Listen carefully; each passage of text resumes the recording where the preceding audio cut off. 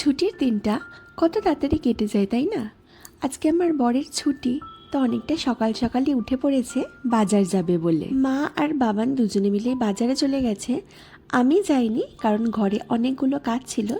ওরা ফিরতে ফিরতে আমি সেই কাজগুলো সমস্ত কমপ্লিট করে নেব। শনিবার করে সমস্ত আমি ক্লিনিংয়ের কাজ করি, তো কালকে তো পুরোটা হয়ে ওঠেনি, কিছুটা বাকি আছে, সেটা আজকেই করব। আমি এদিকে ঘরদোর পরিষ্কার করতে করতেই কিন্তু ওরা চলে এসেছিল বাজার থেকে। তো তারপরে তো বাবান হচ্ছে ব্রেকফাস্টের জন্য বানাচ্ছে হচ্ছে মাটনের কিমা দিয়ে ঘুগনি, আর এটাও কিন্তু বাবান ভিডিওতে দেবে বলেই আজকেও ও রান্নাটা করেছে। শনি রোববার করি না, আমাদের প্রচুর কাচাকুচি থাকে, কারণ বাকি দিনগুলোতে আর ওয়াশিং মেশিন চালাই না।